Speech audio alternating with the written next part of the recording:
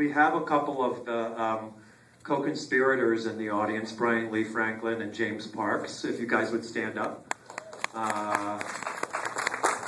Here. They're actors. They were not cast for any resemblance to the characters that they play. This is a movie that was shot on the island of Bohol, which is in the Visayas, kind of halfway down the Philippine Islands, a place where some Filipino movies have been made. I don't think an American movie has ever been made there. We made the movie with pretty much a completely Filipino crew. Did the post-production in the Philippines, and which was a lot of fun. The Philippines has, I would say, the oldest film industry in Asia, there were silent movies made in the Philippines, and they had their own golden age, very much like Mexico did, and have continued to have a very kind of vibrant, homegrown film industry, although most of their movies don't travel anywhere. So there's a lot of experience and talent there that we were able to tap into. If anybody has any questions, I can't see you, but I can see movement out there. You can wave your hand or something. I'll try to answer them. Yes? Did I meet Kid Lock-Tahimik while I was working there? Yes. He's a venerable filmmaker in the Philippines, we met him up in the mountains. We were showing our preview of our movie in a shopping mall that he was boycotting, so we had to meet him somewhere else. But yes, yes, yeah, and Kid Lot is a kind of before his time. If there is a Filipino independent film movement, he was probably about 10 years ahead of it. And one question, this is such a great condensation of every time there's ever been an invasion in this period of American landscape. Can you talk about the creating the script and how you coalesced it down to this sort of... Yeah, this is a micro history, and there's a couple reasons for that. One of them, quite honestly, is practical. Being an independent filmmaker usually means low to no budget, and if you're going to make a period war film, you probably are going to have to find a way to compress it onto something like a village level. But a lot of why I got interested in the Philippine-American War is that I had never heard of it before. I was doing research for, not my last novel, A Moment in the Sun, which is out now, but Los Gusanos, which has to do with a long, complicated dance between the United States and Cuba, and I went back to do some research on the Spanish-American War, and kept running into this phrase, Philippine-American War. Now, I had relatives who lived in the Philippines. I knew where it was on the globe, which is more than most Americans, I'm afraid. But I had never run into this history before, and I wondered how come I wasn't taught any of this.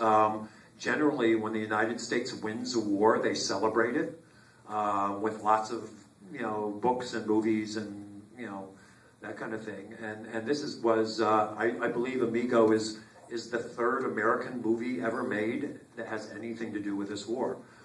Then I started asking some of my Filipino and Philippine-American friends what they knew about the war, and most of them said, well, we kind of know about it, but we did the legwork ourselves. It was not taught in school to us.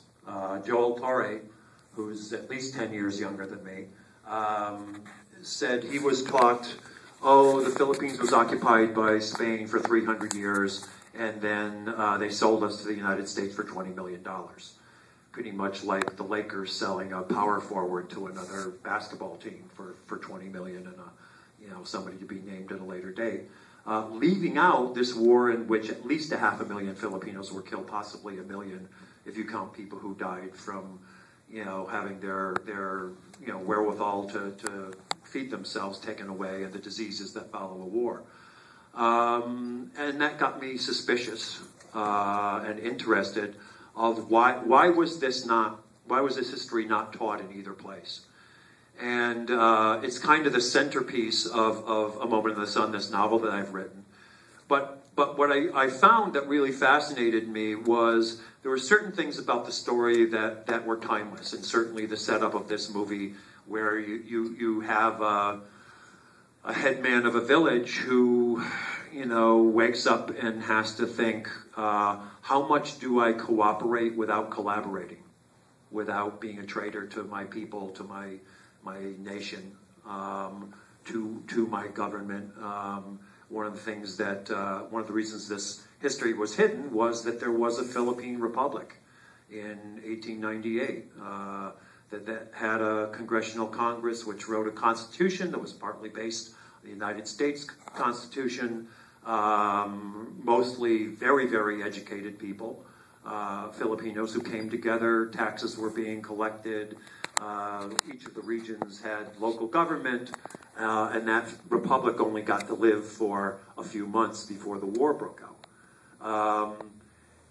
But the other thing that, besides the timeless thing, because this is a situation that could have existed in Nazi-occupied France, in French-occupied Algeria, in French, Japanese, or U.S.-occupied Vietnam. It's happening today in Afghanistan.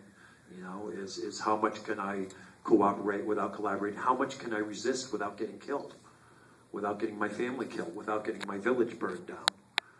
Those are hard choices, and I'm sure they go back to, the dawn of man.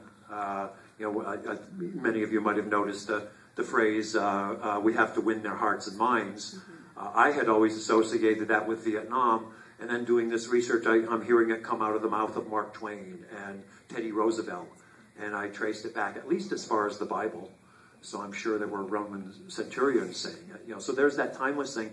But there was also a very specific thing that happened on the U.S. part of this thing, which is that in the course of a couple months, the way we thought of ourselves, Americans, went from we're the champions of liberty, we're the people who are going to go down to Cuba and help free the poor, oppressed Cubans from the yoke of Spanish oppression. And then within months, we were saying, you know what? Now that we know where it is, these Philippines, let's not leave. We're imperialists, and we're proud of it. We want to sit at the table with the British and the Russians and the French and the Germans and the Japanese and be a player. The Rudyard Kipling poem, Pick Up the White Man's Burden, Send the Best You Breed, the subtitle of that poem, which he wrote when we started the war, was America and the Philippines. And it was this open letter to the United States saying, the Brits have carried the burden of imperialism long enough.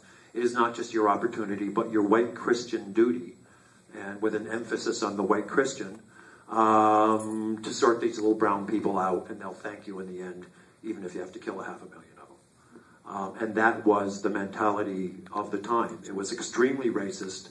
It was extremely jingoistic.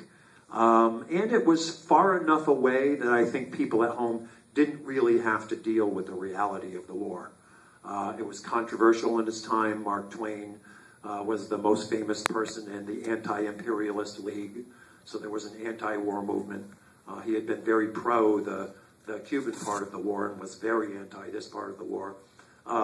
You notice there's waterboarding in here. It was called the water cure at the time. That was the first time American soldiers engaged in that. They learned it in the Philippines.